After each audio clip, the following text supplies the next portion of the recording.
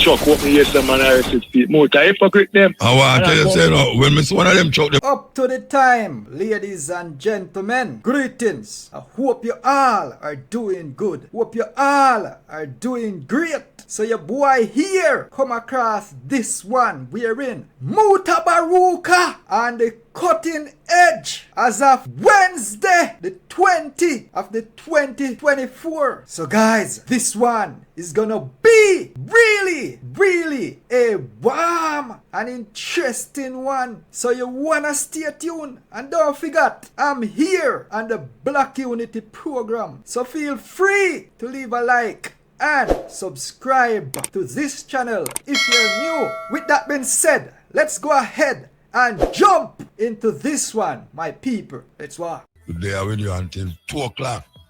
So I hope you can stay with me and just listen to what we have to deal with. If it's even the music, then, you understand? Because we always select the music to suit the ears, you understand? So we say, a cutting edge. Place getting chilly, as I would say. Chilly. Taking a break and come forward. Cutting edge as usual. You know, the rain stopped now. Apparently the rain stopped. And, December is always chilly. Well, I want to say the chill start get chillier now. Everything gone up a notch. Because which part me there, trust me man, it cold like our. I'm foggy, like me there in England. You know, so I don't know if December just started, it feels so. I don't know where I got down the line, yeah. So it's another thing we have to look out for now. You know, the rain, the heat. Remember the heat? In a May there, the heat is terrible. And then now the rain come. And then now we feel the cold now. So start to hear the politicians them get louder. Because them are going to have them election soon. And next year, big election. So the Prime Minister start promise you way more, promise you know, I hear me talk about the crime rate and the gang them. Boss, every time you come on the radio, you say the same thing. At how much years no me hear you say, we have to cut down the crime. We have to get rid of the gangs. You hear me I say, how much gang you get rid of him? Say, why, get rid of at least half amount of gang them. I want to say, don't feel away there, Because years before me stop going on watch there, years me hear Mr. Chang say, if him get down the crime rate, the murder rate to 800, he may feel good. And me always say, but this man have no ambition. 800 murder in a year, and you go feel better. Well, since him say that till now, the crime rate not go below 1,000. It not go below 1,000. And you have 1,000 people dead already. And you have a month and a half left for the year done. So I guess them see it as good because less amount of people they get murdered at this time of the year last year. I don't feel good about it. Because I don't say a little country like this should have 1,000 murder and the year not done yet. It's weird. And the government is a weird government. You know, we hear about how much new equipment them getting and how much this and that, and still the thing now move. I don't feel proud. Remember when the man said, him again, when he was the minister, I mean, the minister of security, him say, a 200 gun, according to the intelligence, a 200 gun per month are coming at the island. I know you them take, I don't think them, watch out. Them man they talk about 200 gun coming at the island. I could have more than that too. Him go about 200, but guess what? I never see him catch 200 gun yet in a month. I never see them have 200 gun where them can say, we get 200 gun in a month. So I don't know is what them I say. Confusion in a room. Believe you me, confusion in a room. But what the people them know say, life is for living, man. And you have to just do the good where you can do, as best you can do it. Because you don't know what tomorrow going to bring. Tomorrow is another day. And none of it don't know what it bring. You know, see, some people left them yard early and don't reach home back. You understand? Some people have planned big plans like most ones. Most ones have big plans, but the plan sometimes don't work out. Because some of them plan to take money too. And money now swing like first time. At least in some circles. Some circles the money not really dead like first time. Take a break and come forward. Yes. It's the next. The crowd come down.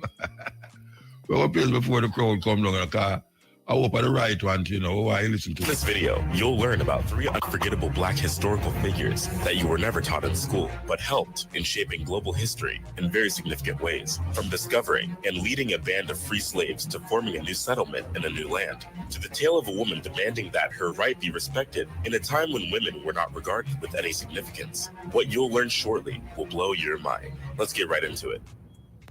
Gaspar Yanga. Gaspar Yanga is popular as the Primer Libertador de America, or First Liberator of the Americas. He is notable for leading one of colonial Mexico's first successful slave uprisings, and would go on to establish one of America's earliest free Black settlements.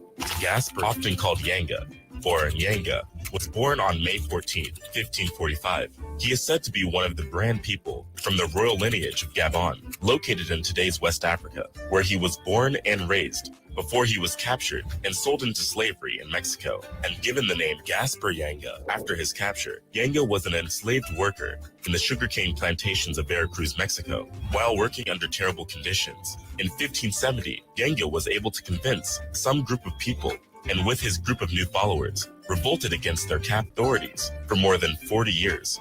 Yanga assumed the role of spiritual and military leader and was able to structure an agricultural community that performed effectively and also produced an although there is no clear record of how this movement developed. By 1609, this community of former slaves included more than 500 men, and consequently, there were rumors that Yanga and his men were planning a large-scale revolt against the Spanish authorities. Yanga also had a band called the Cimarrones. While this group helped to ensure order and calm in the community, Yanga and his band were perceived as being a threat to the colonial system of slavery, as they acted in a daring manner and opposed activities of the royal commerce and authority. Indeed, Yanga and his men grew in power and influence and became a threat to the Spanish government. Warnings increased during the reign of Viceroy Luis de Velasco, and the Viceroy was alerted of a possible Black uprising. According to the rumors, this uprising would see the runaways murder whites and name a Black Maroon as king. De Velasco didn't give much attention to these rumors at first, but rather ordered the severe whipping of several enslaved people who had already been imprisoned for other kinds of crimes. After some period, the band was implicated in the disruption and looting of trade goods. Yanga's Maroon not only plundered the haciendas and farms in order to survive, they also attacked the Viceroyalty-era Mexico-Veracruz Road. This was along the Camino Road, also known as the Royal Road, which lies between Veracruz and Mexico City. It was an important road that connected the Gulf's main port with the capital of New Spain. The band was also held responsible for attacking nearby haciendas and kidnapping indigenous women. The continuous attacks became a source of trouble for the authorities. Throughout the colonial period, the roads where these attacks were prominent was the most used transit and communication route in the Americas, and its economic importance was essential for the development of Spain. The attacks got the Viceroy upset, and he sent some militias to subdue Yanga and his group. Their community was eventually attacked, and they tried to destroy Yanga and his group. They assumed that destroying the community and its leader would serve as a deterrent to other would-be rebellious slaves that the Spanish authority over them was absolute. However, the fugitives were able to defend themselves on several occasions.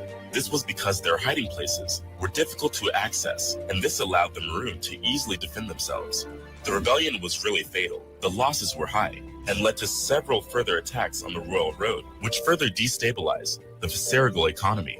The Spanish authority eventually became helpless, as this clearly proved that waging a war against the Maroons was an unprofitable and hopeless enterprise. In 1609, there was news that the Africans intended to kill the inhabitants of the capital and crown Yanga as king. This really got the viceroy upset, and he quickly instructed the Spanish authorities to send a well-armed militia to defeat Yanga and his palanque. The troop of about 550 were led by Pedro González de Herrera, and they marched out from Puebla. About 100 soldiers in the troops were regulars, while the rest were conscripts and adventurers. The Maroons, on the other hand, were an irregular force with 100 fighters holding firearms and the other 400 armed with stones, machetes, bows, and arrows. At this time, Yanga was already old, so the troop was led by Francisco de la Matosa, an Angolan. Yanga was able to use his troop's superior knowledge of the terrain to resist the Spaniards. His goal was to cause the Spanish enough pain and draw them in for a negotiation. This strategy worked.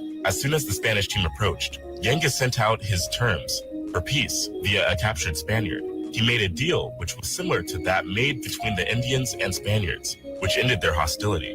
The Indians requested for self-rule and agreed to support the Spaniards if they were never attacked. But the Spanish authorities were not ready to give up just yet. They sent another group to Yanga and his palanque, and they were faced with another strong defense from Yanga and his men. This time, both parties suffered severe casualties. After several other defeats, Yanga offered to make peace, but this time gave the Spaniards 11 conditions. Some of the most important conditions in his term was the recognition of the freedom of all of the palanque's residents prior to 1608, acknowledgement of the settlement as a legal entity, which Yanga and his descendants would govern, and the prohibition of any Spanish person in the community.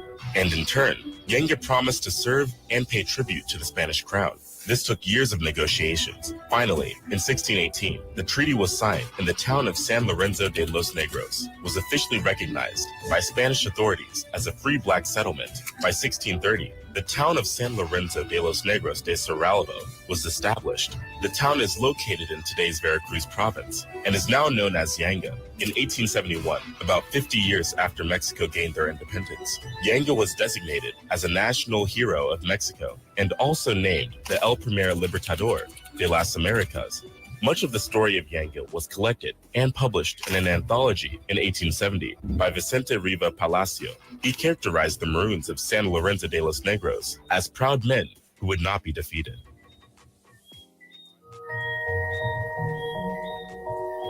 Like Coronado, Peralta, de Vargas, the efforts of these men brought families of soldiers to settle in areas now called New Spain. Their efforts was to get back lands originally occupied by indigenous Pueblo peoples since the 13th century. There are so many documented horrors inflicted on the Pueblo people during the claim of their land by the Spanish. The victory over the Pueblo people are celebrated during the Entrada and other fiestas. However, while this happened, one woman was challenging the effort of the Spanish authority to affirm the survival of Catholicism and Spanish bloodlines while suppressing other faiths and ethnicities. You may have heard of the heroic stories of Black women freedom fighters like Harriet Tubman, Rosa Parks, and Mary Ann Shadd. You've been taught the history of Black women fighting for freedom. However, you may not know that women have been revolting against oppression as far back as the 16th century with the effort of Black women like Isabelle de Olvera.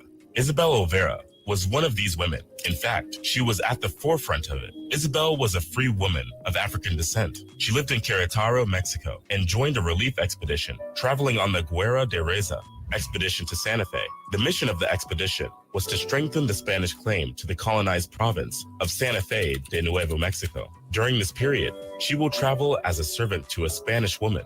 Although there is just very little story about her that is known, her impact and commitment to the liberation of enslaved African Americans remains a remarkable influence in Black history. She is well known for an extraordinary deposition that she filed with the mayor of Querétaro, Don Pedro Lorenzo de Castilla. She stood before 3 witnesses, a free Black man, a mestiza woman, and a black slave woman, and dictated the following. I'm going on the expedition to New Mexico and have some reason to fear that I may be annoyed by some individual since I am a mulatta, and it is proper to protect my rights in such an eventuality by an affidavit showing that I am a free woman, unmarried, and the legitimate daughter of Hernando, a Negro, and an Indian named Magdalena. I therefore request your grace to accept this affidavit, which shows that I am free and not bound by marriage or slavery. I request that a properly certified and signed copy be given to me in order to protect my rights, and that it carry full legal authority. I demand justice. Although there is no clear record, the document somehow made its way into Spanish colonial archives. The document became a strong symbol of women and showcased Isabel's understanding of personal freedom. Olvera knew that her cherished freedom could be restricted in two ways. One was through slavery, and the other way was in marriage. With the cross-cultural and competitive histories of the colonizers of the African-American continents, it's quite amazing that the expressed sentiments of a black woman survives until this day. Isabel's affidavit remains a legal document in the historical archives of two countries in both Mexico and the United States. It remains the oldest recorded example found of a black woman speaking up for herself. Although her journey started in Mexico, she deemed the document necessary for her travel to New Mexico. She demanded justice and respect for her existence, singleness, freedom, and future. What makes Isabel a more phenomenal woman was how she was able to understand the concept of freedom as a woman in a time when women had very little liberty. Not to mention that she was a black woman with a mixed racial heritage. The confidence embedded in her statement remains inspirational, and her character and determination would help lift the voices and strengthen the resolve of so many other freedom fighters. Isabel made her freedom a priority, and in Querétaro, her freedoms were a matter of public knowledge. The three witnesses also verified that Isabelle de Olvera was an unmarried mulatto woman of free status. While she was scared that her freedom may be challenged as she moved up north, she still went on the journey, even though she knew that she may be annoyed by some individual, as she called it, on her expedition to New Mexico. Her powerful words still remain relevant even in our world today, as we live in a time when certain rights and liberties of women are being constantly threatened and trifled. It wasn't out of place that her rights would be trampled on while traveling with 73 soldiers. They took several items, such as food, livestock, and other supplies, including nails, medicine, boots, powder, silver daggers, silk hats, linen shirts, and 8 dread bars of soap. Many scholars suggest that her statement was made to ensure that she was protected from advances from soldiers while they traveled. The stories about what happened to Olvera upon her arrival in New Mexico, her writing provided an understanding of women of that time, as the main records we have of black and mulatto women from this period come from church documentation of marriages, baptisms, and burials, and from court cases regarding witchcraft. Historians suggest that women of color in New Mexico sought power over their precarious situations and often abusive husbands by drawing on the help of local curanderas and medicine women. This resulted in the women being accused of practicing witchcraft. Others, like Isabel, appealed to governing bodies for protection of their status as free women. The significance of de Olvera's statement is an incredible explication of a black woman's attempt to navigate a patriarchal and Spanish-dominated system that was designed to keep women powerless. Olvera exemplifies the ongoing intermixing of indigenous American African peoples, the construction of race in colonial North America, and the presence of black women in New Mexico from its earliest written records. Exploring Africa, but it seems as though Africans were a bunch of primitive people that never left their lands and never had to explore or see other worlds. But one man makes us see otherwise. Estevanico, also known as Esteban de Durantes or Mustafa Azamori, was born in Azamor, Morocco in 1500 and was said to have disappeared in 1539. He is recorded as the first African to explore North America. There is very little written about his background. Some contemporary records show that he's from the Maghreb region of North Africa. However, in some of the recent accounts, he goes by his personal nicknames, Estevanico, which means Little Stephen, or Azamori, and El Negro, which is a common name in Spanish meaning the black. Different translations of the Spanish accounts describe him as an Arabic-speaking black man and a native of Azamor. Estevanico was sold into slavery in 1522 at a very young age, while growing up in the Portuguese-controlled Moroccan town of Azamor, right on the Atlantic coast. He was sold to a Spanish nobleman, Andres Durantes de Carranza. The nature of slave trade in Spain was quite different from what was seen in the transatlantic slave trade In Spain, the slaves had several paths to freedom. It is not clear whether Azamori was raised as a Muslim in Morocco, but he must have definitely converted to Christianity. This is because the Spanish Empire at the time didn't allow non-Catholics to travel to New Spain, so he must have converted to Catholicism before he was allowed to be a part of the expedition. He was given the Christian name Esteban, which is Spanish for Stephen, after his baptism. Estevanico was part of the Narvaez expedition with some other 300 men. The expedition was led by the newly appointed governor of La Florida, Panfilo de Narvaez. They left Cuba in February 1528 on a mission to go to Isla de las Palmas, near present-day Tampico, Mexico. They planned to establish new settlements in that region. However, strong winds forced them to the western coast of Florida. The fleet fortunately landed in present-day St. Petersburg, Florida, on the shores of Boca Ciega Bay. Narvaez was dissatisfied and ordered his ships with 100 men and 10 women to sail north in search of a large harbor, which he was assured was nearby. He then led another 300 men with 42 horses and moved along the coast with hopes of rejoining with his ships at the large harbor.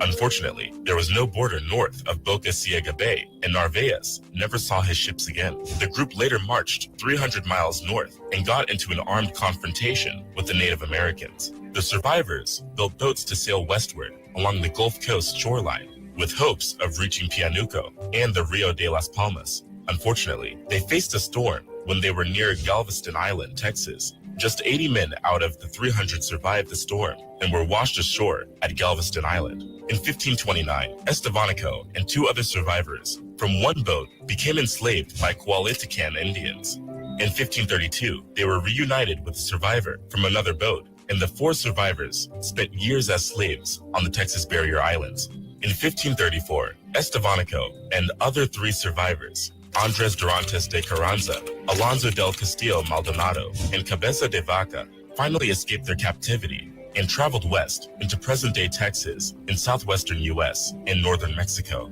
They became medicine men. As medicine men, they served as traditional healers and spiritual leaders, serving the indigenous people of the Americas. They became the first Europeans and Africans to enter the American West. They walked a total of 2,000 miles after landing in Florida and finally reached the Spanish settlement in Sinaloa. After some time, they left there and traveled 1,000 miles to the south to Mexico City. Traveling as medicine men, Estevanico and his other 3 companions were welcomed and treated with great respect. They were offered food, shelter, and gifts from different villages, who also held celebrations in their honor. They moved from one village to another, and oftentimes followed by more than 3,000 people. Estevanico and his other 3 companions traveled through different parts of the continent and western Mexico, into the Sonoran Desert, to the region of Sonora in New Spain, which is present-day Mexico. After finding a small Spanish settlement, the 4 survivors traveled 1,000 miles to the south of Mexico City and arrived in July 1536.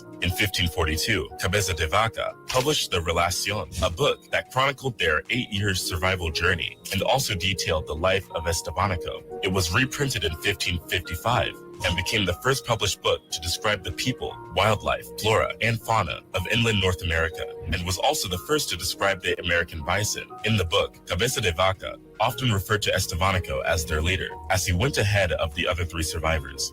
He had learned some parts of the indigenous language and was able to interact with them. When Estevanico arrived in Mexico City, Antonio de Mendoza, who was the viceroy of New Spain, appointed him as the guide in expeditions to the north. In 1539, Estevanico left Mexico City and traveled to Sinaloa. There, he accompanied Friar Marcos de Niza as the guide in search of the fabled 7 cities of Cibola, preceding Coronado by a year. Estevanico was also appointed by the viceroy of New Spain in 1539 to serve as the main guide for a return expedition to the southwest, led by Fray Marcos de Niza. He went ahead of the main team with another group of Sonoran Indians. During this period, he was instructed to communicate back to the main party by sending crosses. It was agreed that the size of the cross should be equal to the wealth discovered. One day, a cross arrived that was as tall as a person, and this caused Niza and his main party to step up their pace in order to join the scouts. This happened when Estevanico reached the village of Huahuica, which is in present-day New Mexico. Sadly, this was where Estevanico met his end. Marcos de Niza reported in his own accounts that Estevanico was killed in the pueblo of Huahuica in 1539. Estevanico became the first non-native to visit Pueblo lands. There is no clear record of the cause or manner of Estevanico's death, and there may never be any. All of the stories of his death are based on legend and speculation. Some historians have also narrated that he was killed because the Zuni did not believe that he was a representative of the European Party. Others speculate that he was killed for demanding turquoise and women. Another account said that because Estevan wore owl feathers and carried a medicine man's gourd, the Zuni people may have thought that he was impersonating a medicine man, which made them kill him. A different account in 2002 by Francisco Mara suggested that the Zuni did not kill Estevanico, but rather he and his friends remained among the Ashui people, who probably helped him fake his death so he could regain his freedom. Some folklore even say that the Kachina figure, Chakwena, is based on Estevanico. However, both in historical and modern depictions, Estevanico is shown as a great explorer, a physical and moral guide, and a conquistador. If you find this video valuable, we're just scratching the surface with our history. The video on the screen shares some more Black history we were never taught in school. Click on it to watch it. Get here! Continent! Yeah! Darwin coming through land, the basis of power. If you don't have any land, you don't have no power. And we can see that most of the wars that is fought have been fought and is still fighting over land. Yes, land. So don't take it lightly. But them put you in a cubicle and claim to them I give you a house. You want land to man not just live in a house. Man live in a them yard. Land space very important. Take a break and come forward. The battle. Yes. Anyway, we're going to take some phone call. Yes, we're going to take some phone call. And we don't want the phone call them be like political statement. We take long and not say nothing. You understand? Just make your point and we work it out. But nobody with the long talking right now. You understand? Because people them cuss me more time. See how me I deal with. Well, it's about how I deal with. But you can't make one man stay upon the phone so long. But that's how it go. We're going to play this. Some of the biggest names in AI are raising the alarm about their own creations. Now, I know there's an understandable impulse here to eye roll because after all, the signatories include some of the very people who are pushing out the generative AI models that they are now issuing warnings about. In an open letter published on Tuesday, more than 1,100 signatories call for a moratorium on state-of-the-art AI development. Signatories include Elon Musk, who helped co-found GPT-4 maker OpenAI before breaking with the company in 2018, along with Apple co-founder Steve Wozniak, as well as the Skype co-founder. The letter says, we call on all AI labs to immediately pause for at least 6 months the training of AI systems more powerful than ChatGPT-4, including the currently being trained GPT-5. It was released by the Future of Life Institute, which is a non-profit that works to reduce catastrophic risks. This letter adds, this pause should be public and verifiable and include all key factors. And if such a pause cannot be enacted quickly, government should step in and institute a moratorium. More to the point, the signatories include foundational figures in artificial intelligence, including Yoshua Bengio, who actually pioneered the AI approach known as deep learning, Stuart Russell, a leading researcher at UC Berkeley's Center for Human Compatible AI, and Victoria Krakovna, a research scientist at DeepMind. These are people who know AI, and they're warning that society is not ready for the increasingly advanced systems that labs are actually racing to deploy. Although it might seem like an AI race is inevitable because of the profit and prestige incentives in the industry, also because of the geopolitical competition, all that really means is that the true challenge is to change the underlying incentive structure that drives all factors as we speak. The open letter actually echoes this point. We need a moratorium on powerful AI is what the open letter says. So we have a chance to ask ourselves, should we let machines flood our information channels with propaganda and untruth? Should we automate away all the jobs, including the fulfilling ones? Should we develop non-human minds that might eventually outnumber, outsmart, obsolete, and replace us?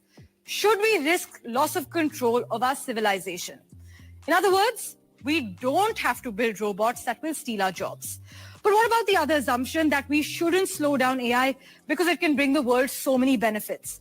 The key point here is that we've got to strike a wise balance between potential benefits and potential risks. It doesn't make sense to barrel ahead with developing ever more powerful AI without at least some measure of confidence that the risks will be manageable. And those risks aren't just about whether advanced AI could one day pose an existential threat to humanity, but about whether they'll change the world in ways many of us will actually reject. The more power the machinery has to disrupt life, the more confident we'd better be that we can handle the disruptions and think they're worthwhile. In fact, OpenAI said in a recent statement that at some point, it may be important to get independent review before starting to train future systems, and for the most advanced efforts to agree to limit the rate of growth of compute used for creating new models. The tech heavyweights who signed the open letter agree.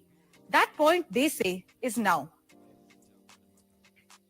Yes, AI. That's what the argument is about.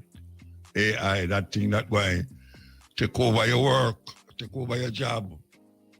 You don't believe me? Watch and see.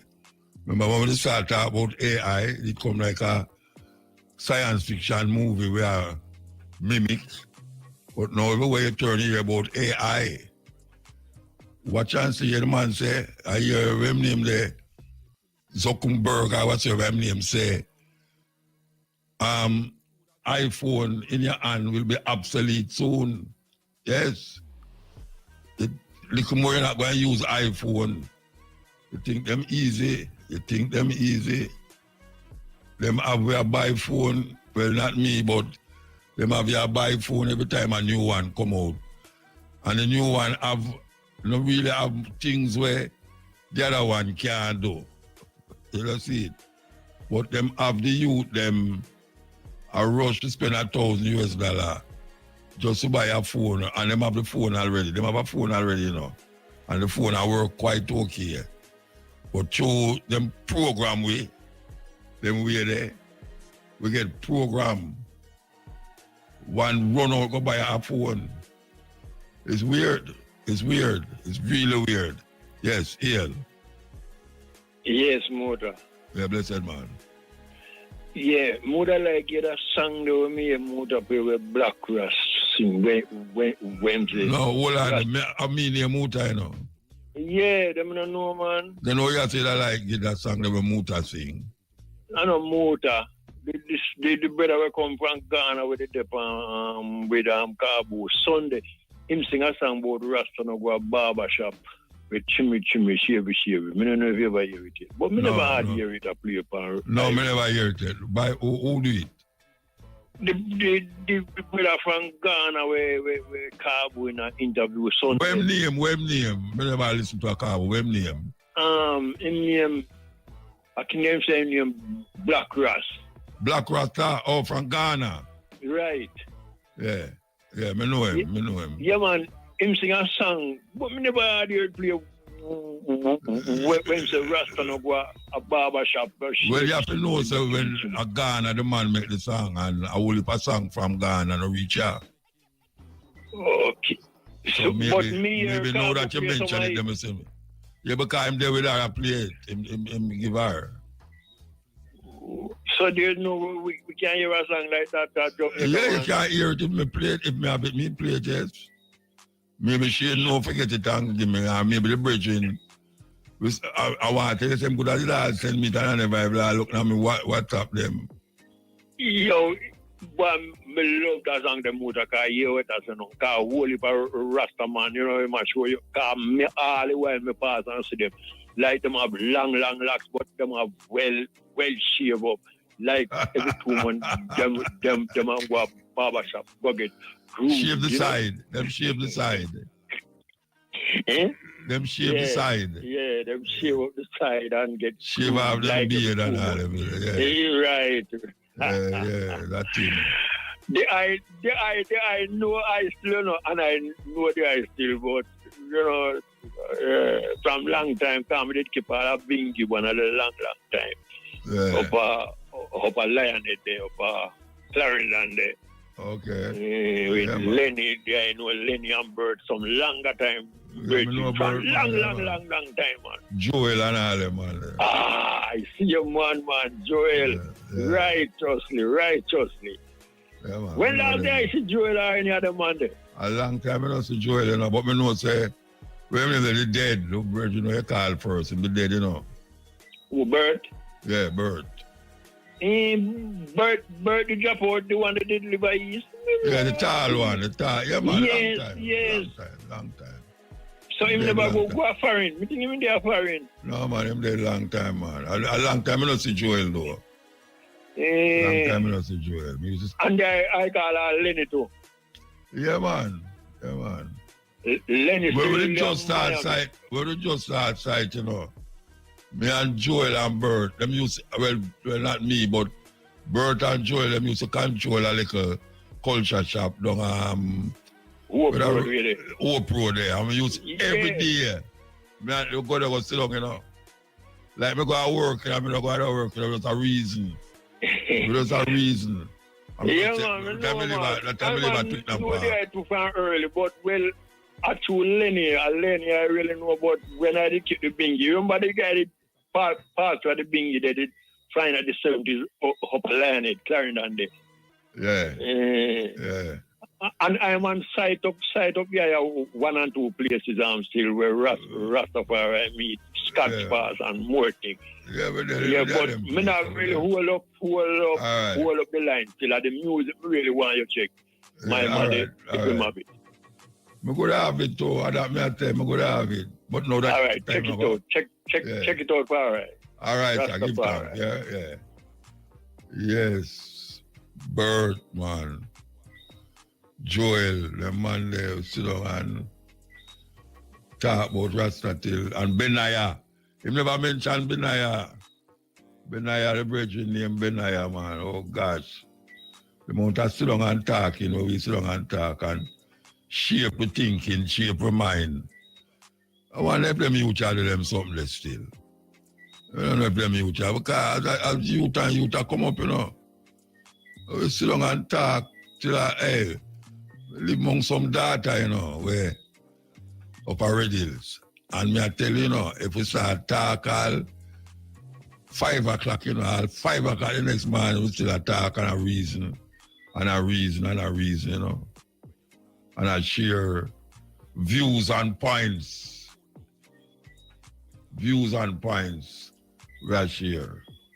I don't know if that man I do it now. Because everybody has smoke herbs. And just that, the man smoke herbs, not no time to talk. Because usually when we didn't know that man a burn chalice. Sit down and a burn chalice. Me I say anybody a burn chalice, you know, in a communal way. Not just burning chalice, but burn it in a communal way. Or maybe I true me now go amongst man and man still, but the youth, them just in a them split. Yeah. Just in a them split. Them no in a no, what them call it, sacramental thing. Yeah, Rastafari get your permission to say burn her because them say that's sacrament. I don't know if them use that, I use it as sacrament. Them I use it like in lieu of cigarette. Yes, in lieu of cigarette. Them say them a burn herbs. And it's sacrament. Rasta get the go ahead to use it as. Not as a point of reference to go on to something else. You know, see it? And that we see the youth them a do. Only for them now gone past all herbs too. That terrible thing. Yeah, man, them gone past all herbs, man. I don't know fentanyl don't reach her yet. I don't know if it reach her, but them did have the Mali the other day. Look like the Mali gone down, liquor. And the coca come back. Yes. Like the coca come back. I don't know where I go on by this Americanization of consciousness and thinking is something else. Yes, the Americanization of thinking is something else. But we have to go through, you know. Yeah, we have to go through. Because even though them have pressure the thing, we still have to go through. We want to play this to the people, them. Very serious thing. We want to play this to the people, them. Listen to this. In Singapore. In Singapore, there is no trash. Every day, over 2,400 trucks collect all the garbage and dump it in the bunker. There are 4 waste incineration plants across the country to burn trash 24 hours a day, 7 days a week, 365 days a year. The fire burns the trash in these factories, and the heat generated from this process becomes electricity to light up homes. The toxic smoke is filtered out and becomes super clean. The remaining ash, which they call new sand, is taken to a man-made island, which they soon plan to use for non-structural construction like pathway bricks. All right. Hear that? Every day. When you go to them places, you know, hey, it's cultures, man. When you go to certain places, all of them places, Malaysia and Singapore and, you know, you see all when man stand up on Scanner Road and a piece, that no happen in them country there, Japan and them place there. You can't do that. You see all a woman bend down and do her thing. No, you're mad. You can't do them something there. You can't be spit on the ground, much less. I'm not kidding you not. You can't spit on the ground. It's a normal thing for man do in a Jamaica, you have on concrete. Man, I walk on the road, them just spit on the cement, on the sidewalk.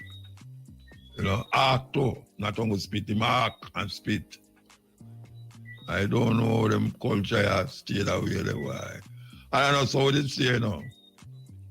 I don't know how they stay, Rasta. Them thing there, we never used to do them way. We never indulge yourself them way there. And since we come on here, this is where I go on, so.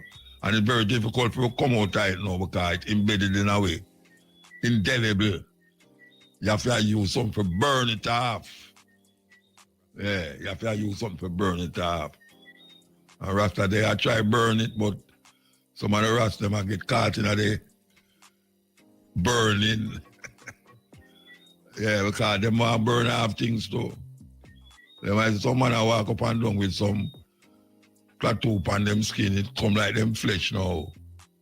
The latest thing now is say, make the tattoo go from your shoulder, go right down to your hand like it's a gloves you have on. It's crazy, like a gloves. And that's what they know. Anyway, at 12 o'clock. It's a pleasure.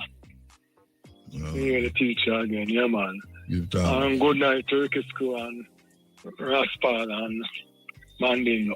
But so look a quick thing, Muta. Well, come back to where I say, we used to reason as youth for long enough, but them are youth are not that mindset them youth. Them are youth are just two things upon them mind. Gone. I'm living on discourse, but we used to reason on the sidewalk on the line for long. Yeah, man. You understand? The unity were there and the level of discipline were there, Muta. You understand? So, you know, if I choose Mike and them was a dead poor and them set a politician, you have a different mentality to the youth and just get visual. But question, Muta. Last night, me that listened to the news, the financial sector there, the financial report, JMMB and NCD, what? They want to promote them, they make what, 24 billion and leaching as a foolishness. Interest, 24 billion, I must say. Like kind of money that. Now let me hear right, Muta. I don't know, maybe. But the question I'm going to ask, JMMB and him and make every year are from successive government, both of them are make bag of money. But I know I still wait to hear somebody a real man, Tibali and Max W tell me so they make 10 million Muta. Well, if a man don't have Tibali make 10 million, him not tell nobody, you know. If it's a legitimate business, I'm not tell nobody. No, sir, they're not tell nobody. No, tell nobody. Make him friend him come and come at why him have got give all our family half of the 10 million. Well, it's just evident for sure, say. Present and successful government just channel them energy, them energy for one set of people make the money. Alright? And then also the place is gonna be better. The next thing now, look for housing trust Muta. I must at least mention the amount of surplus about Muta, but yet Millions. Alright, let's still them lick down Frog City, me and Norman Manor School, the people them live there for about 50 odd years. Lick down the people in place and allow them can't build a place for the people in Muta. I remember our 4 parents fought for this place in Muta. Lick it down. The amount of people die from the take it to heart Muta. Now if we want to take it to heart, I know them can't give the people the money. I can't find some of the people them. Yeah. But all because them are poor black people. I'm say it already Muta. No pimping or JLP are there to make poor P-O-O-R poor black people life better. None. None of my lifetime, none Muta. But the saddest thing about it, Muta, the same poor black people them are rally. Because them say them the year already, like them are do them thing now, them them people after years, but them the year and now I get ready. You saw that I'm telling you them people are the biggest separate hypocrite man. If Satan run. Alright? Run from them. Because you disregard the people in life for 5 years, you come around and the people them like you. Yeah, but you know, the people them sit and still a fall feet. Thank you, Muta. You know, so the people them still a fall feet. Thank you. So, we want to educate who can educate. But the next Muta, me hear the Prime Minister talk about how much gangs in Jamaica, how much gang them get rid of. Yeah. But I know me him say the razor pay. The justification it is that the minister might perform. You as an intelligent man, you to the minister might perform Muta. And we're about the gang in the parliament. I want to know. Perform on stage. Thank you. Right, come so one of them do some dance in the way I must say. But the question I'm going to ask Muta, there's so much gang and you know about this gang, whatever you do undercover, and you get rid of about half of them. What is your solution now for the sticky finger man them in your parliament? And we know about it, the millions, look how much money, health, how much billion missing and it just ushers. What is your solution where you want to implement to get rid of your MP them? Where I make bag of money for one high-rise mill in front of Beaumont and in front of CNRs. What? We know about, obviously, the poor people gang. What is the thing you and Joel is going to implement to get rid of the dishonest politicians? The corruption. The corruption. And idea still. You know him though? Him company really say we're going to get rid of corruption. And then 6 months after him come and say we're going to get rid of corruption. And then when near the rich him say, we're going to get rid of the corruption. And go on and on, say we'll get rid of the corruption like a record. Pretty tough, Muta. Up until this very minute, him not tell me what he's going to do as a leader to get rid of corruption. How much billions of dollars, Mr. from Ministry of Health, and nobody can talk, nobody can. Who in charge of these money, Muta? I guess a 3 trillion missing too. Well, the money I got stop. I don't believe that up in Muta. So, look like I'm kind of convinced that up really exists now. Where these money go? Where's the auditor who sign off, who okay these money, Muta? The money I just walk out just so. All of the corruption with a bag of money we are missing. And the Jamaican people, it's true them so selfish, Muta. It's like them just, as long as them can drive a pretty car and go to the supermarket and be born out of body. Enough money, miss, enough. I just tied up some Muta. You have 28 accounts. I know you can't tell how you come by 28 accounts. And I behave like a business. You never step down at the investigation and come to, and then you go to court. go put stop after something where you bring in monitor politician. You now go back a court to go stop it. So what is the law for you? Yeah, obviously there's law for poor black people. Where's the law for you and your friend there? You talk about constitution. Muta land will say, I vote for the one where I come good. None of them not talk about land, Muta. No PNP, no GSA, all them come, Muta come and give a pretty chat. Not talk about land for go farm. None of them are ignorant. See them, go down a Beaumont, Muta, right at the pool, a Beaumont, by your right. Look on the left hand side and look on the skyscraping building we put up. I wonder how that thing they go up so fast. I say, Muta, me remember when the tractor over there, I'm going to go airport where I clear it to it. And the queen who owned it in her house, man, I saw quick the thing so reach the sky, Muta. And I know we're not here. Poor people are living there. The bag of money where them are find, I know them not build, no place to put the homeless people in, but them come on TV about country are prosper and the best of the country. Them set a hypocrite Muta. Then for go on and love the country, make we run the country so everybody can be successful. Because they will so stay at feet, Muta. You can't make how much 24 billion. And I just 2 million more Muta and you are talking about a chicken field. And this billion, two to go. Where the money come from? Bag of money fine and mobile Muta, you know, nothing more about it. Yeah, them find much money over Portmore, bag of money again. You know, you're nothing about it. It's just dead. So, but as a year, they bring truck with me, yes, man, I receive feet. Muta, hypocrite them. I want to tell you, say, no, when miss one of them truck, them not go near it, you know. From miss one of them come park up in a plaza near a ATM machine, you know, me gone. Muta, me over Brooklyn and still park up and me just jump in my car and move. Now I'm staying here. Because the country, some people want it. The 90 or the 85% of black people don't want it. One them from Libya and Syria who own Jamaica. And we when I Eastern and Matal and Mafu, we black people don't want nothing. We don't go want them have up on bus and hang out. Look down the people from Foxy too much. Years no more than the amount of people die, heart attack and stress. Now I'm going to live on the people in the land for about 50 years. Lick it down, flatten it, go on and man, and look. All the people I talk about squad and housing trust have so much money. Take the money from housing trust and the people and money. Because Muta, when housing trust come and exist, housing trust are coming no money on the table in Muta. Housing trust never coming no money on the table. To say, yeah, this is a housing trust thing when Michael Manley bring in. Do we have 40 million? And we're going to invest it on with where the people and people are going to also invest it. They're not coming nothing of the people and money up until it's very Muta. Them still have the people who are pay rent and now live no way. Rent for 50,000 for one little shock.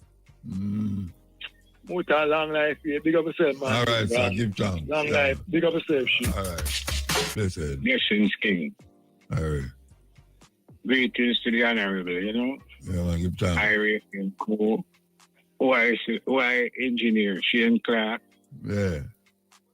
Yeah, big up himself and all of the receptions and the people. Mr. Young, we love you because you give Muta the permission perform and he must perform to the utmost level. Now, I hear the reason of Rastafari. Yeah, I say how things change. Well, I might notice that change come about from in the 80s. The youth them change the entire concept of Rasta living based upon the cultural and the aspect of divinity. Because Rasta man come in a righteousness where I and I gather together and read up some psalms and things, and lick up some chalice them way there. You see me I say, because so I and I know the marijuana was intended for two purposes. One was economics and the next one was sacramental. Make Rastafari able to live and function accordingly. Now, due to we have a system of government where they on a hedonistic level, them counteract that with images and ideology factors to make the youth them go astray. I hope so the youth them see within the fullness of what go on and bring forward them mindset towards the creativity of Rastafari. a long live Emperor Haile Selassie, King of Kings, Kalamari. I see. Now, I want to go through the process of what going in the system and the society. And like I said before, we have some stumbling block where great troublesome in our society. And is the PSOJ is one of the main factors, like the man I say, them come to make money and things like that. Yeah, which is a true essence. Now I want people to look on the historical factors of Jamaica and the Caribbean on a whole level basis. Everyone will come in the West, regardless of who them is, white people, Indian, Chinese, Arab, black people. Everyone come here as indentured servant or serfs. You have rich white people, you have poor white people when it come. Rich white people control everything. Black people come here as slaves in perpetuity. 10, 15 generations come and them are going to be slaves. Same way. Indian man getting freedom after a certain amount of years. Usually it was a 5 to 7 year limit to maintain and get business and do all of these things. Chinese, the same thing. Arab, the same thing. Same as I say, the poor white people them get the opportunity to become rich eventually because they never really have no more servitude to do. Now, we get a political system that was formed originally to liberate the people from the shackles and chains of the slave program. But it get twisted, the farmer get diluted in a more, what I call, colonial emphasis or basis then for place itself on the level of the people them still serve the master no matter which direction them go in. The people them follow the political system without reason and thought. You have 3 minutes, brother. You have 3 minutes. Yeah, the politician them get that power there. Now, I have said to the people, them say, open up your eye, wake up. I have said to the government, say, change direction and make sure, say, you see the needs of the people. You have a thing with them called the public weal, WEAL. And if you look it up and see what it means, that is the direction we want to go in. Because the focus for I and I upon is Rastafari is the head of all our endeavors.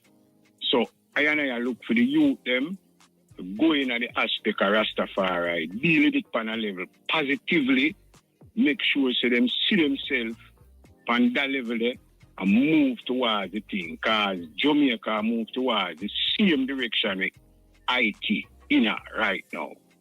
Yeah, I see where I come from. So that are the dimension of the level where I reason upon. See? All right, so So much love, joy, and honor, respect. If you want to call back before the program done, you can call here, but we have to take a break. Yeah, I will call you later on. Yeah, all right. Give thanks. Bless you. Yeah. Yes, we're there with your cutting edge. We're going to take a break again and come for... Yeah, that's it. Yeah, man. Because last week, my call, and I come like by you for forward the credit cut off. So I man make sure I get one unlimited tonight, yeah, you know. Oh, all right, sir. You're going I man decide to for half an hour I take to come back. I man a day, you know. That means you have something important to say. Oh, you mean? Well, I'm not sure what to say some of the time. It's just to talk to the icon. From my man was a youth time and I hear about Muta, you know, until I grow big, you know, and I never, when I come to IRFM show, I still never get to yell the I want away, you know. Why you never yell me? Because throughout the place set and the crowd, by I man see Muta over here, so couple people take you and take picture over there, so and by I man come back over the couple other people take you and take autograph. By I man see I get to yell the Rasta, you know, see? All right, sir. Yeah, it's important, man. But you know the first thing I ask you about, I can't remember the movie there. You know, say, I watch it in a movie, you know, scene, but you see that movie there look like a long time a movie film. But may I remind you one part of the movie. You see, in the movie, you know, and in the movie is like a pregnant woman in the movie, you know, and one of the time is like the wicked man them. Sankofa, it name Sankofa. It's a slavery movie. What name? It's a slavery movie named Sankofa. Yes, man. Sankofa, I like your dad, you know. And you want to move to them, I like somebody. I say, no, Muta, no go out there, then we kill you. And like, you say, yo, you know, remember the movie, you know. Sankofa, I'm a rush him with a musket, and the man shoot me. Yeah, they not tell me, I tell the eye man, and I say, yo, no Muta that. Yeah, slavery movie. Yeah, man, remember the movie. When that movie that it flip? About 1990. Yeah, man, you could have seen it as a long time movie. They may not tell the eye big, man. The eye big, you know, man. Yeah, man, some people don't know that. They feel like put on this spy, you know. They forgot watch the movie with the eye star in it, you know. But how much minutes a man have to do a movie to say something? About 10? No, man, we're not going to 10. We're not going to 10. All right. So we have to talk, you know, because first of all, you know, Muta, why man wants to steal, you know. You see crime thing at Jamaica, that's my biggest problem, still, you know. And that's most people problem. You know, see, and to why man see this crime thing at Muta, it's go hard to come from the top way there, you know, because here why it's go hard to come down. As a youth, I don't know if me are pretty wrong or right, but how me see it, me attack it, you know. See, you see, the man they must bring down the crime, Muta. And then see a man they put up the crime. And them are the criminal. See, so when the man them go tell I man say, if I man see certain thing, I have to call 911. I man not see nothing, you know. No man, I man blind to everything because you see I'm blind. Anything when you see and I go call them and tell them already know and see it already. Of course, and I go at them too. They not tell me, I tell you, because I show you this month. I am a man to call no politician name, you know, but the politician I use the artist, them and them little people as keep vote to see them mash up the country. Most of this mash up from 1980 when the two side them a car gun come get the youth, them boy. See? And we know that for a fact, and as I say, we not call no name, but right now, we not we know why you call no name, though. We know why you call no name. No, we not do that. We have sense, you know, we can't take no lie. Yeah, but you don't have to say you not call no name. Just say why you trying to call no name. Yeah. Because, man, you know, see it, and to me, see it, Muta, right now, no bad man no there Jamaica, you know, the politician, them are the bad man there. Oh? See? Because to me, see it, you know, Muta. Enough time I take me observe, you know. Anytime you see a man kill a police or a soldier, you know, Muta, an important man. In a less than hours, the man them find him, you know, Muta. Yeah. I man always wonder then how them find the man, and when you say the man kill a granny done the sorry a little boy, them having picture how long as a people if call them and tell them where him there. So how them can't find him that the time. You don't get to me car. Me never see a man kill a police or a soldier or, well, me not see no politician there that much, but put the police and soldier, we not pass that. See, I man never see a police or a soldier dead by a gunman and them have time to put up the man picture because them not have no time because by a quint then go kill the man, him could have the whole mood of them find him and kill him. Yeah. See, so I wonder say when the man them kill the granny them and the little youth them and certain people where you know why the man them can't find them? I don't know. You don't see it? Yeah man, the crime thing wicked, yeah man. So at that and time, them know where them there, you know. You know them know where them there. Them know where them there, you know. See, because as I said to you, you know, man, no bad man no there, man. Because you see, no matter what gun you see a man a bus boy and a run up and down on a tar boy, him run Moby and him run Spanish Town. Anytime the politician them decide say you have to go, you have to go. You ever watch a movie named Shatter with Sprague? Yeah, one Jamaican movie, yeah. All right. This understand me I said before me move that. You see Shatter Muta, that's why you see them movie there. No play enough, you know, them try to pan out the movie there, because here what now.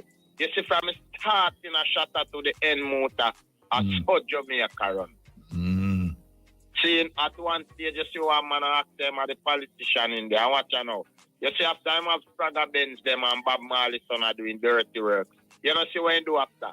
Call him police friend them and tell him say for go done them. Cause them youth they have too much secret for him, cause them youth they murder man for him and him no want nobody know.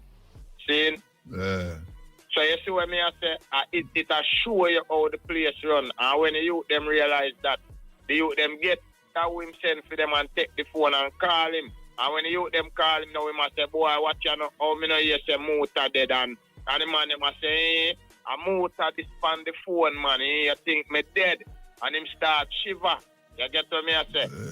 That's how the place are run. That's what it runs. That's what it runs. Just hope them can work on the crime Muta, because I have a problem with nothing else. You know, that's my problem. Everybody too much. Everyone have the same problem. Yeah, me I say, the youth, right. yeah man, the youth them are going too bad, man. And before me hang up, as me I say, so when them talk about the youth, them broke out the pitney them and thing Muta. To all me see it, if you're alright, I watch your name, Kabu, we always come from Arab on Sunday morning. I touch your name. Yeah, Kabu. Yeah, me hear Kabu a bun out TikTok one man no Muta. Although me use it and watch where I go and talk. Yeah, the whole of we use it, but there's a danger to it. Yeah. I see when me pray where I go and Muta, I really think I watch you now. The one them a blame cartel and bounty killer and whoever say them a broke out them pity. I watch you now Muta. You see when me I realize on TikTok, the people them have the 1 ear roll and the 2 ear roll little girl and boy them a wind up to certain music. Muta instead of them slap them and tell them say this is not your music. But so then you know what them do? Video the pitney them and take the picture and send it to other people and put you up to get money and views Muta. Tell me what line I tell. Man, I lie, but a long time bound to them, they are still a push gun tag still. Yeah, man, we know that, you know, Muta. I mean, I back them with the gun. This is a new thing, I know. TikTok a new thing now. We come for poison the youth them more. Yeah.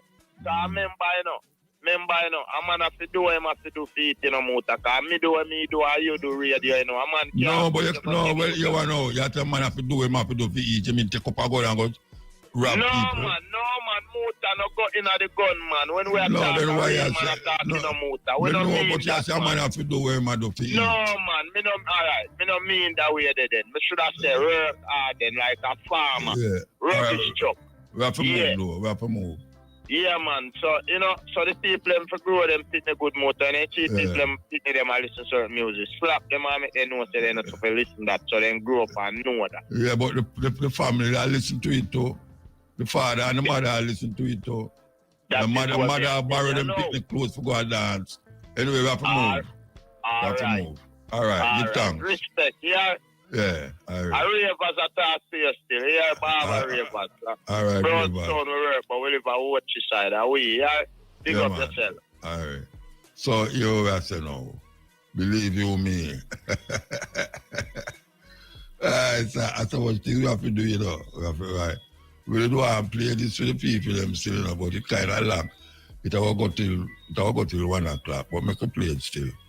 King of Belgium created a slave colony for 30 years. The CIA assassinated your first popular leader, Mr. Lumumba. Glencore and others now suck out your cobalt without giving you tax income. We have a world food system. This is Jeffrey Sachs, an American professor of economics, talking about the unspeakable facts about Africa. From their faces, notice how the moderator and the speakers on stage are uncomfortable. Hey, call me Louis. This is my sport. Is how the system actually works right now. And I want to emphasize, we have a world food system. As you can see, it starts smooth. And at this point, no one, absolutely no one, is really prepared for what is about to come out of Jeffrey's mouth. And that is what makes this clip forever legendary. First, he talks about the world food system.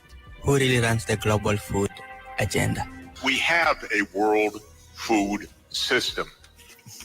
It's based on large multinational companies. It's based on private profits. It's based on a very, very low measure of international transfers to help poor people, sometimes none at all. It's based on extreme irresponsibility of powerful countries with regard to the environment. And it's based on a radical denial of rights of poor people, as we just heard. It's interesting, we heard from the minister of DRC, What's wrong with your country? Remember when I told you earlier to check their reactions? Well, she's the one that asked the minister earlier what was wrong with Congo. Jeffrey Sachs had to remind her. What's wrong with your country? Well, we don't even start by saying the King of Belgium created a slave colony for 30 years. The government of Belgium ran the slave colony for another 40 years. The CIA assassinated your first popular leader, Mr. Lumumba, and then installed another dictatorship for the next 30 years. And then Glencore and others now suck out your cobalt without giving you tax income. We don't reflect on that. We say, what's wrong with you? Why don't you govern properly? And so we have a system, but we need a different system. We cannot turn this over to the private sector. We already did about 100 years ago. Not only to the private sector with the U.S. military behind it, with the defense of these property rights in the Minister of Honduras's country, where United Fruit ran the country for a long time.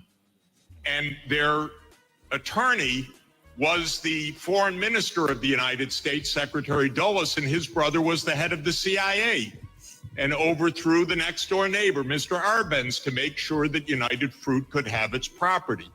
So we have a system, but we need a different system. And the different system has to be based on principles of human dignity in the Universal Declaration, principles of sovereignty, principles of economic rights, because these are not nice things to do. In 1948, all the government said that food is a right, social protection is a right, not a nice thing, not a pleasant thing, a right. That was 73 years ago.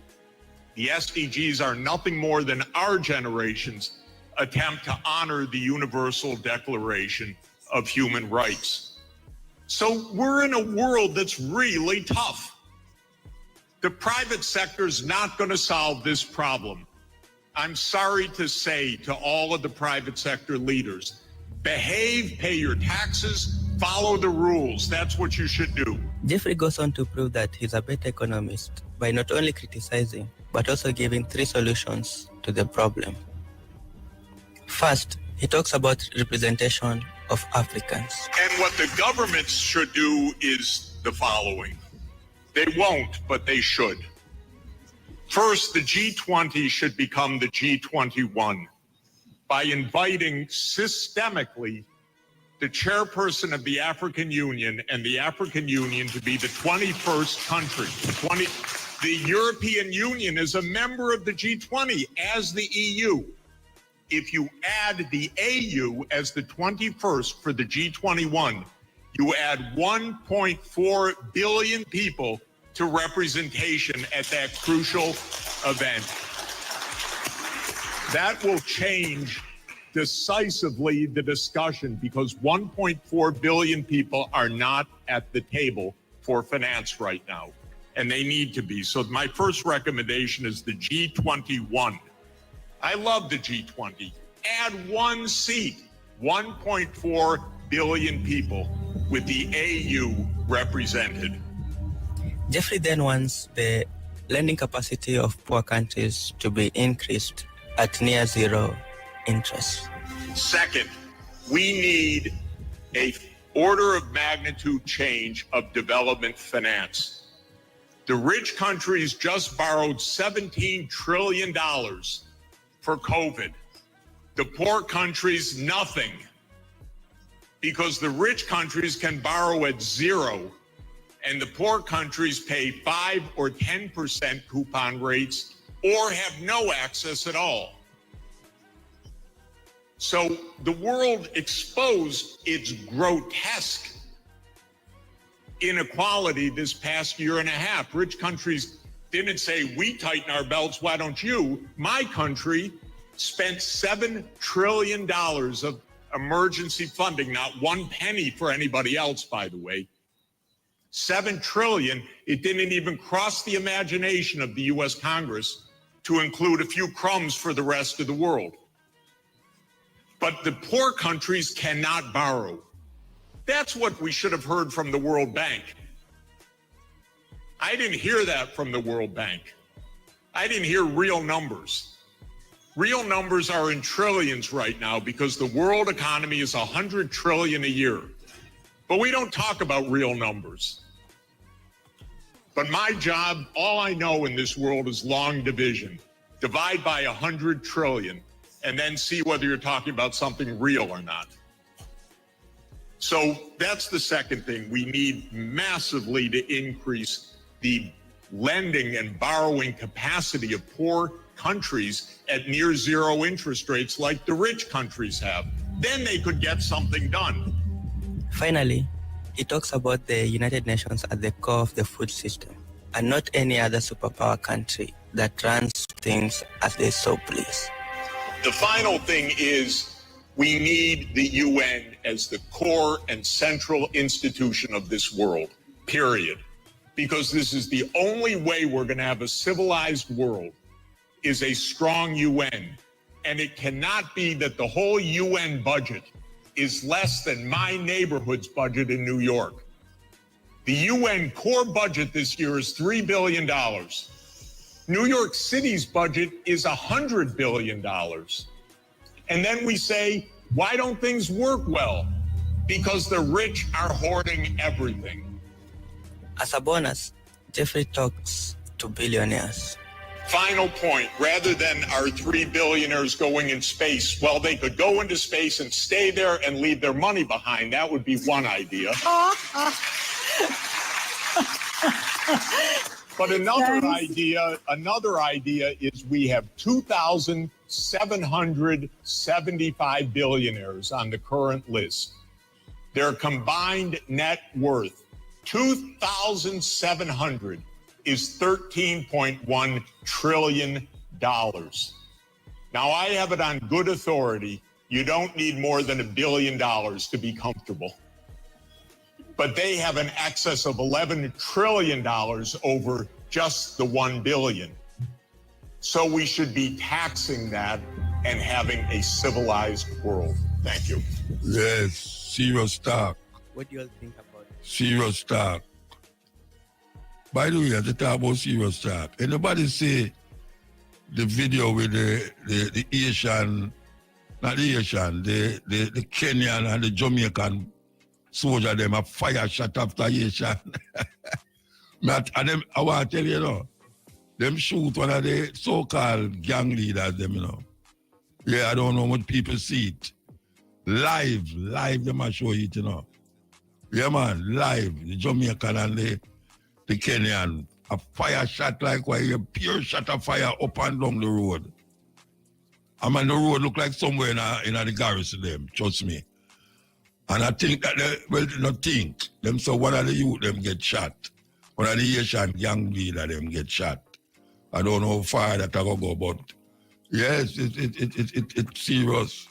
Gunshot of fire in Haiti by Kenyan and Jamaican. That thing, at this reach now, we're going to fight war for American and French. That the desert reach. Rastafari. Wednesday night gone there. May I ask a question? Like I said, God makes life and He made death. And why make God make death? And I meditate your speech and your question. And in my overstanding, I'm going to share where me think towards a question. All right. The master know all things. He knows that there's right and wrong, negative and positive vibration. He knows that doing good bring happiness, which is life within its true sense. Doing bad bring destruction and suffering, which is death.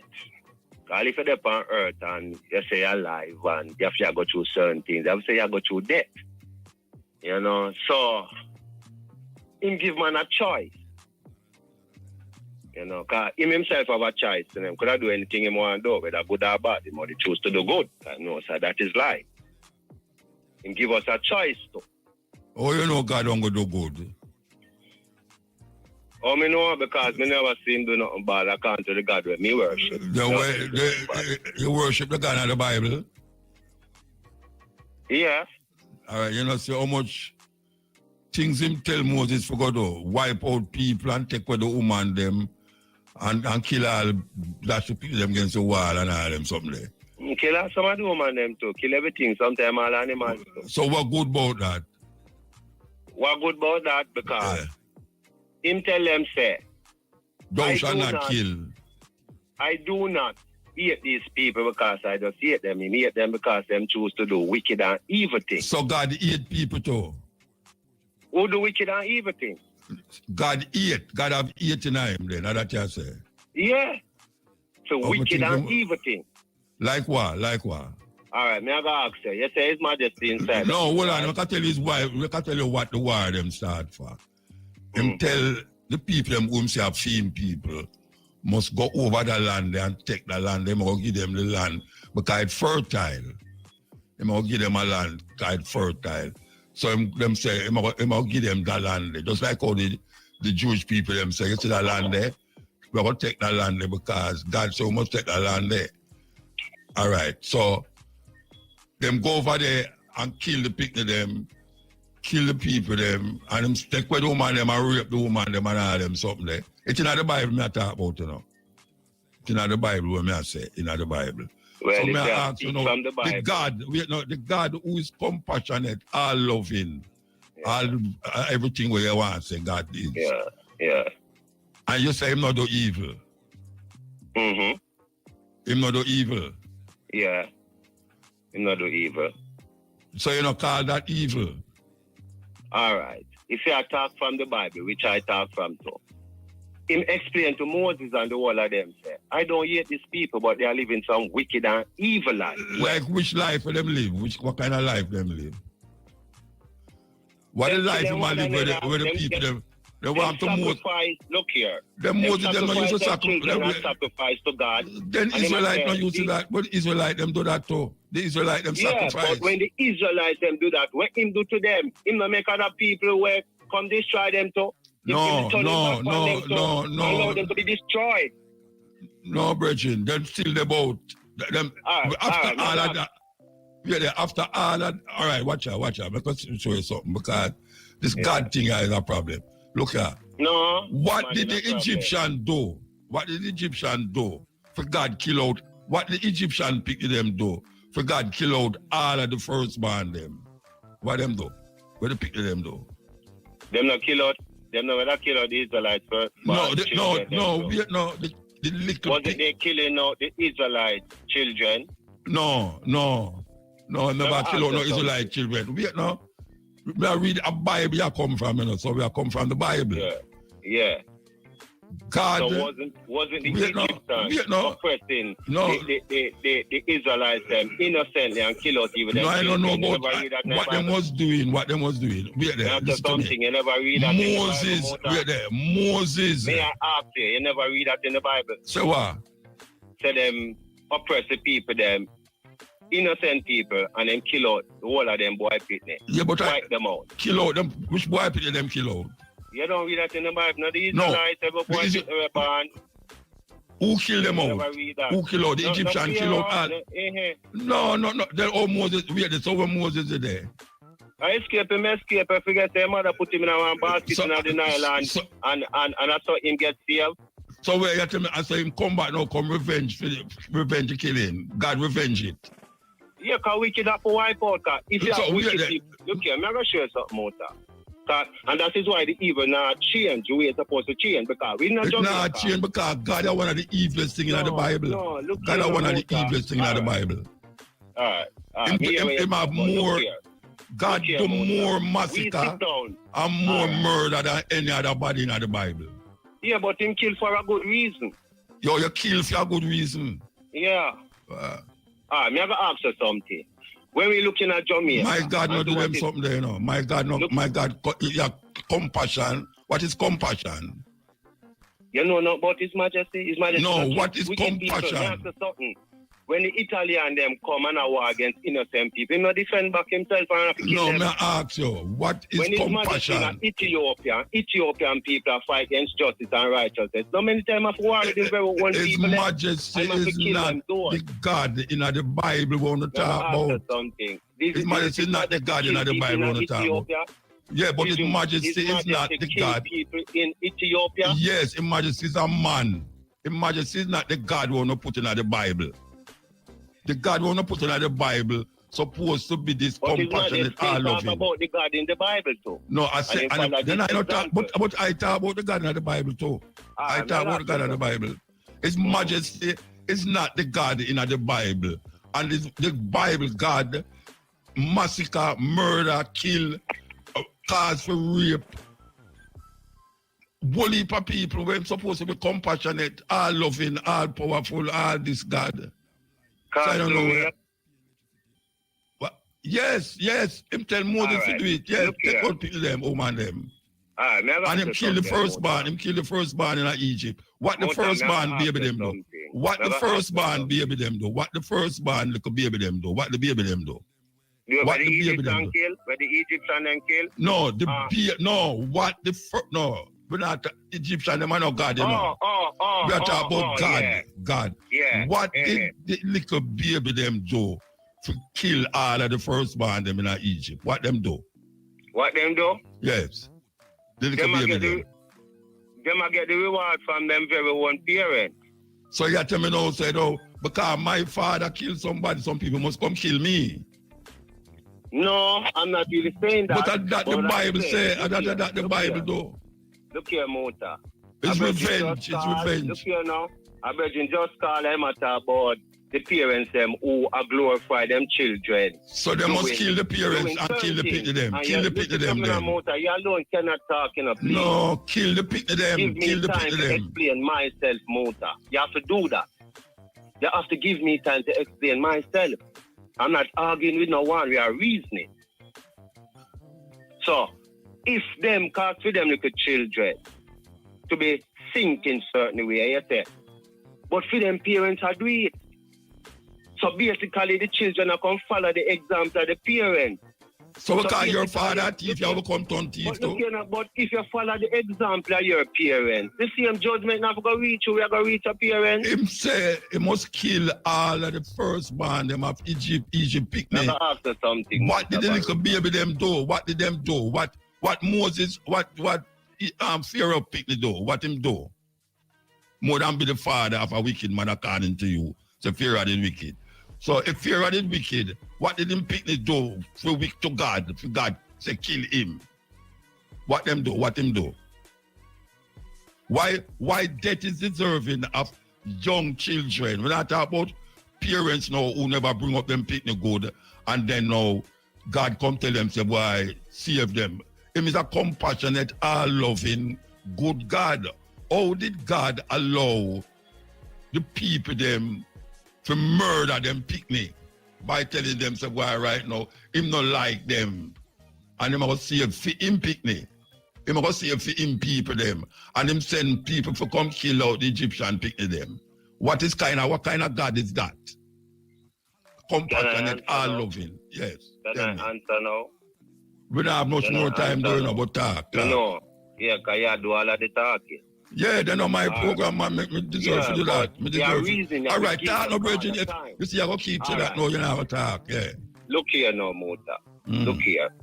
We look on these little children and then call them vipers. Who call them vipers? Who call them vipers? Now, some of you people say children them nowadays are vipers and them wicked and them rare. And you agree with that? You agree with that? No, me tell them, say the children are following the example of their parents. The elder one can them teach them youth of violence, you know. The youth, me grew up seeing a lot of violence. Them youth are younger than me. I see more violence than when me this way, me the young. But you didn't say violence though. Yeah. Me say violence, but me never got on violent. That's true, but most still Yeah, got but on God said violence. must wipe out you because you're an Egyptian picnic, you're dead. But Egyptian was with the Israelites and when they walk out of Egypt. So never been killed. So what I'm saying, if the parents are do wrong, the children they most likely have follow the wrong example. And from them little bit, you're going to see this in their nature. Because if you're looking at them a little bit, you see a lot of wrong. But you're following what they learn from them parents. You learn that from them in your belly. So why you going to kill the pig to them? Because sometimes you reach a stage, Mutabaruka, where all the babies them are born evil. Them are people nowadays. Baby born evil. Yeah, Muta. So you must kill. So you must abort them then. So why don't abort the pig to them? You believe in abortion? Was the Prime Minister a baby? Yes, you believe in abortion. So why? I'm sure that dead from before I'm born. You must have baby doing. Yeah, well, so and him go up and govern the country the way him a govern it. Doing. Yeah. Me have to something. If not for them people are the wicked and evil thing, there was baby doing. Yes. All right. And you say them go up and what them do. I was baby too. You was baby too. Yeah. Yes. Me so, go up and me draw away from the evil. You draw away from the evil. Yeah. So what I'm saying. Yeah. Right? Not for the children, then most people are follow the evil. Most people are follow the evil? Most people is following evil life. You believe most of them people they follow evil? Me not believe. Me know most people. Most people in Jamaica follow evil? Yes, in the world. Not just Jamaica. No. Most Jamaican people are follow evil. European, but Africans. So according to you now, your God should have killed them. Before them born, string up, you should have killed them before them born. Because you know some most people never turn evil. Why you don't make them born? You know, just abort them. And you don't believe in abortion. Your God not believe it. You not believe in abortion. I don't know if your God not believe in it. So I understand that logic say. You're not going to understand if you talk too much and don't give me enough time to talk. No, me hear what you say. No, you don't hear me to talk. You hear piece of what me say, and you don't give me the time to talk, to explain myself. So your program, yes. You just love you. I probably might cut me off too. No, but I see, but no, you have to go over because the Adam will come. The Adam will come now. About 50 minutes where they are waiting, man. Call and yeah, and you talk for 15 minutes. May I talk for 15 minutes? So, as me say still, I'm never said it. Right? Talk it quick. It can reach a stage, Muta, where it's like there is no turn back, just like you have a farm and the pests take over the farm till sometimes you have to just cut out the farm and just bring a new crop. Farmer no people, crop no people. Look here, see with human being, Muta. No, crop no people. It's to show that too. It's crop to show no that. people. Brethren, me no vegetable. Me a human being, me think. Vegetable, me no vegetable. You can't like me to have vegetable. You mad? You ever like me human being to plant? All right, Muta, human being a bigger intellect than plant, but yet still human being a live wickeder life than plant. But human... Brethren, listen to what you say, no, man. You not see human being a live wickeder life than the animals them. Listen to what you say, man. Listen to what you say. You don't see that. Human beings is working according to them nature as wicked. If the human being, but I don't say every picnic wicked. I don't see every human being wicked. I don't see most picnic wicked neither. And if God, who is compassionate, loving, generous, kind, and if He make them, if God is making people wicked, and then come kill them again. Loving and kind, you will hate evil. So you will have the heart to remove evil anywhere you God have evil in Him. God have evil in Him, but my God not have no evil. My God not have no evil. My God not have no evil. My God not have no evil in Him. A man have evil in them. My God not have evil. No, you can't tell me that. Me I tell you, say the person. All right. When me all right, let's do. When me I deal with, all right, yeah. No, I say God because that you. I say God because that you understand. I say God because that you understand. Yeah, and I say your God. You is your God. Look here, the person or the thing the thing that I look to is not evil, it's man evil. Is man evil? All yes. right. So you want to know, God, your God evil is not ever. You gotta ask you something. That person and that thing. You could have thought it more. You justify murder. You justify abortion. You justify murder because when God do it, when God do it, it good. When God flood out the whole earth, when God flood out the whole earth, you tell me about say it good. Anyway, we have to move. We have to move. We have to move. We have to move. We have to move. We have to move. We are the evil with them are with Muta. Where we are going to sit down and tolerate them forever. Yeah, man. Oh, yeah, they're still, okay. They are still, man. Now after something, Muta. If most people on earth are good people, then why so much? Why? I never say most people on earth are good people, you know. As you are telling me, say the youth, them in Jamaica, last, I mean, I tell you so now, if God didn't know, say, these picnic are going to follow them wickedness of them parents, why make them born? So that... You must have why you must have abort them before them born. No, that, I'm going to show you my understanding, where me thinking of myself towards that. Because him give every man a chance to do good. Why him do that? Why him do that? Why him give him a chance to do good? And him know them are going to do bad. But him know them are going to do bad. So why him give them a chance to do good? Because he's a loving God. He's a loving God to make bad and put it in front of you to say if you're going to do bad or good and him know say you're going to do it. Me I ask you something, Mota. Him not know everything then. Him not know everything. Mota, look here now. Don't bad them in front of me and you too. Me not talk about bad in front of me and you. Me say God make it. God make the bad. Every man have good and bad in them. Every man can. God put it there. God put it there. No, God put it there. Why is it that God attests you when him know say you are just a part and him are the maker and him are going to make something in front of you when him know say you not going to do it, you are going to do it, you not going to do it, you not going to do it. Well, why him have to do it to make you do it? Why him have to make it to make you do it? And him know say you are going to do it. Him know say you are going to do it. Why make it? Look here now. Yeah. Probably me can answer. Probably. For God. Yeah. But me know why you answer for God. Me why you answer that human being who think. Me know why you answer for God. Me not answer for God. All right. Because he make us in his own image and to be like him and him know all things.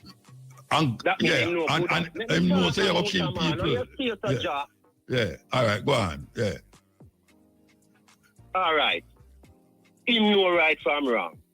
Him can't do anything. He only chose to do right. Him because he make we know right from wrong. We can choose to do good.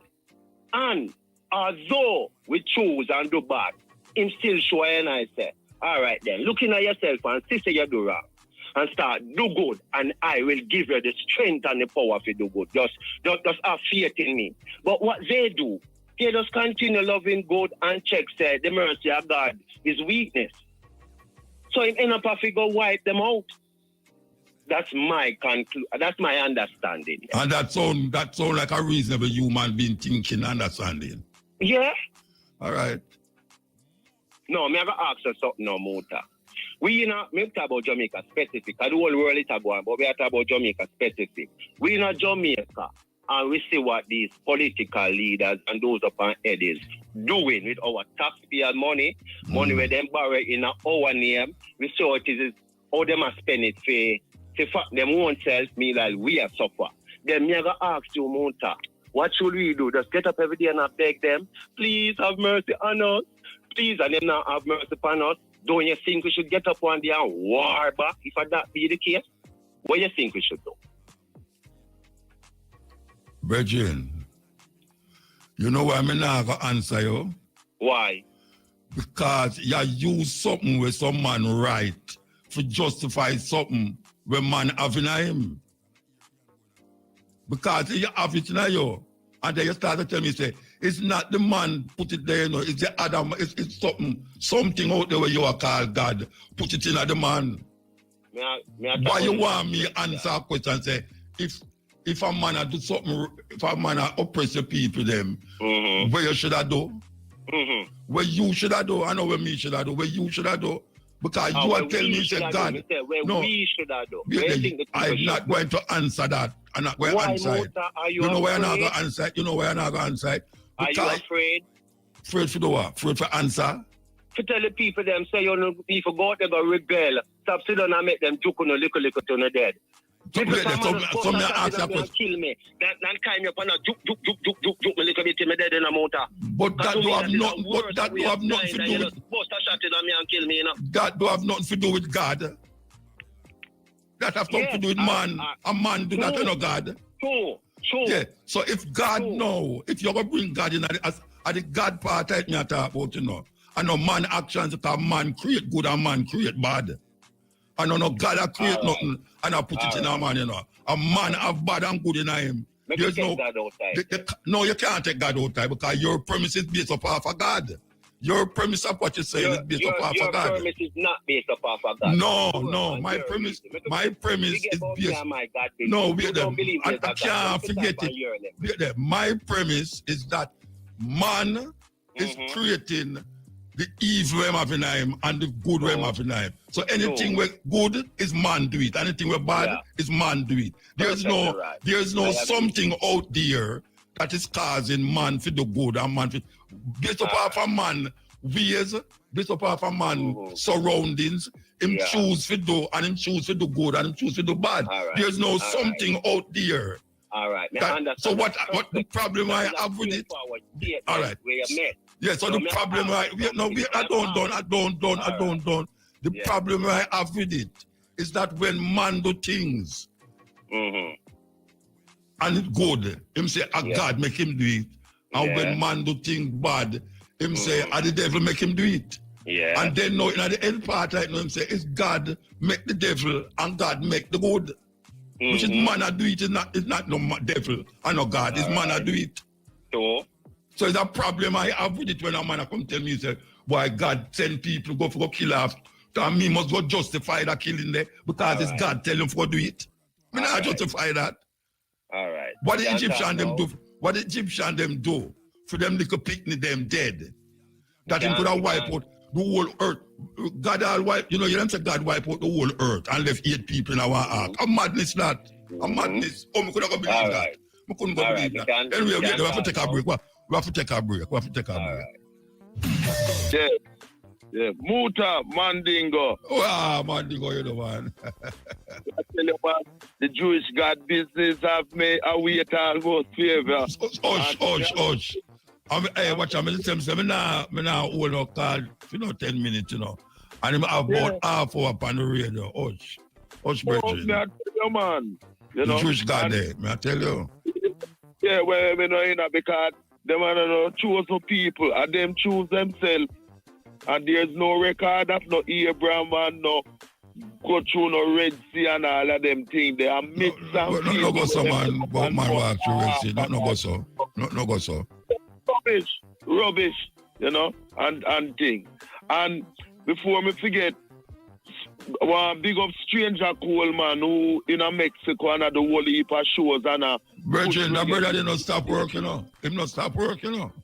I tell you, man. The other day, they are Mexico now. Yes, stranger Cole, then I'm down, man. I tell you, man, I'm not stop. And I want to big up my brethren because Saturday the 23rd, 79, Colonel Dan Campbell. Yeah, man. Colonel Campbell, yes. The first time I produced, 1977, at Channel 1 studio. A Colonel, a song with me and him right name, Keep On Pushing. First tune for my man. How much year was Stranger Cole is now? In the 80s? How much late in the 80s?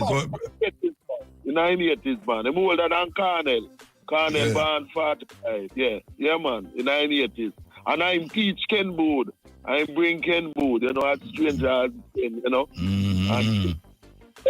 I tell you, man, the man will stop work. Yeah, I want to say to condolences to the family of Brian Joseph Williams, popularly known as Joe Dog, from Puyat Street, Jonestown, and also jungle, Trenchtown. Was my good brethren who bury a dove cat Saturday. They have good. Yeah, man. Joe Dog, man. You know, blessed, you know.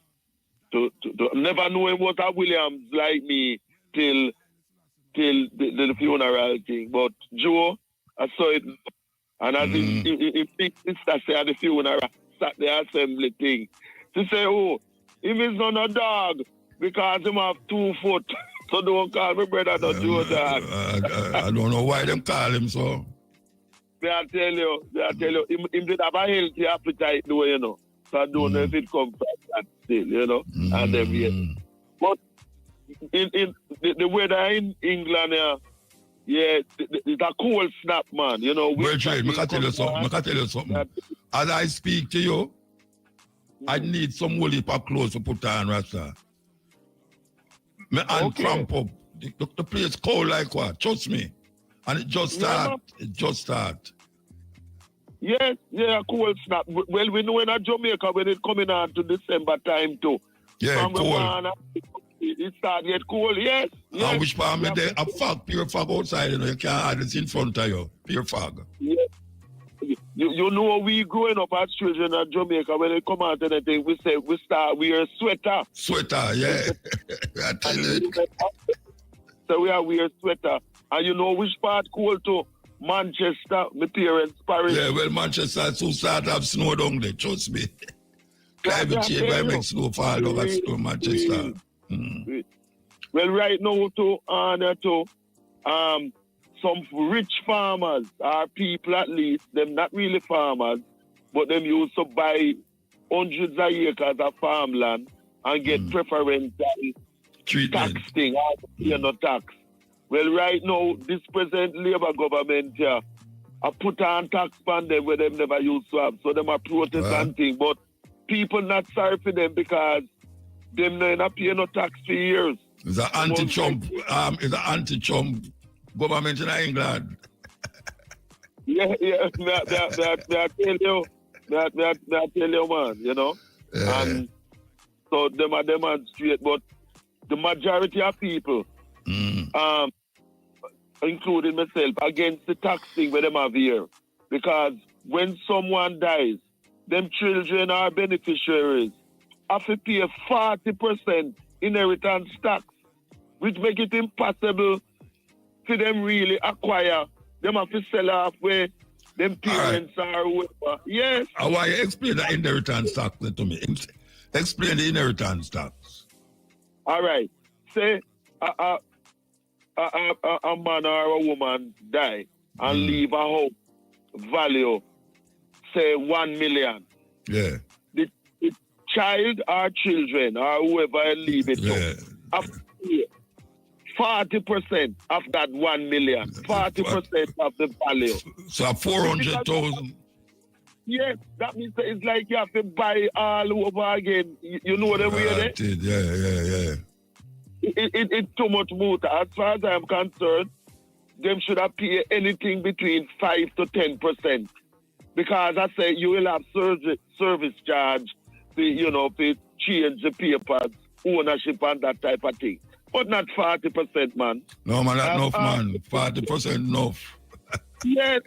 And because of it, a lot of our people from the Caribbean and Africa who come here will work hard, face racism, and leave house for children.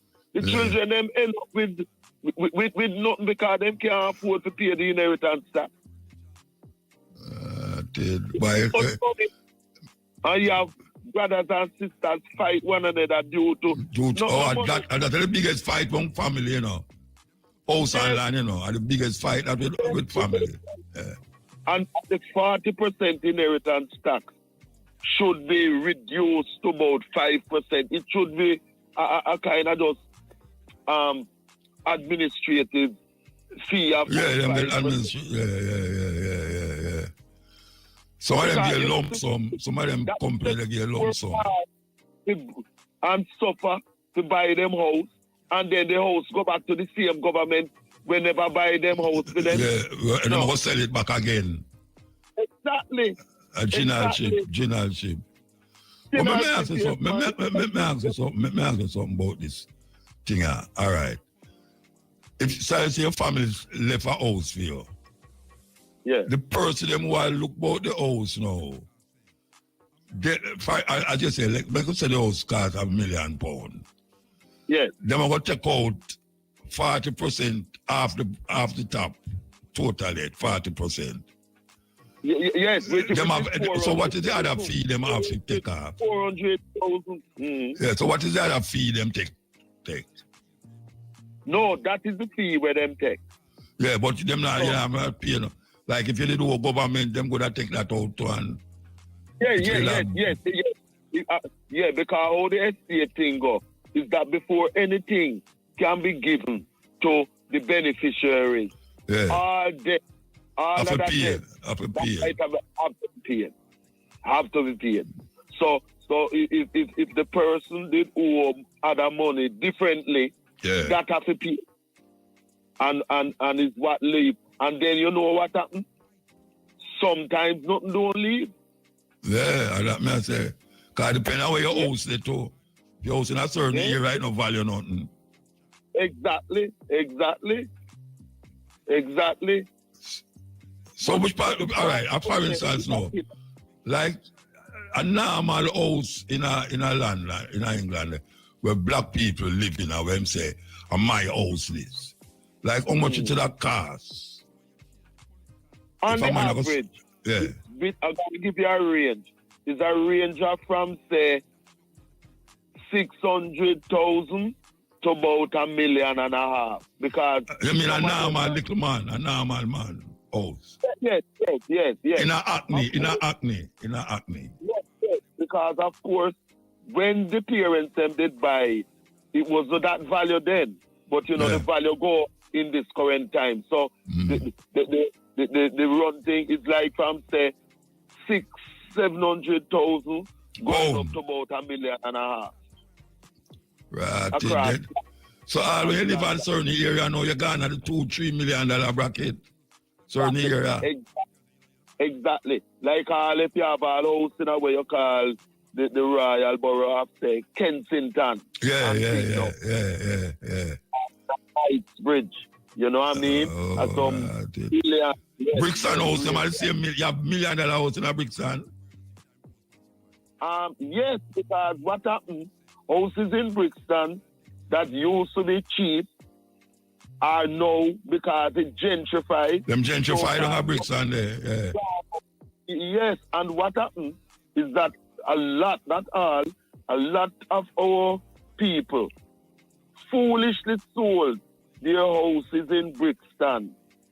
And then Pitney, them can't have no money to buy nothing in Brixton again. The racial composition of the owner in Brixton has changed. Whereby up now. That English them, European thing of the houses them, because a lot of our people never look ahead and sell some houses there in Brixton. Wonderful houses that value over $1 million now in Brixton on the average.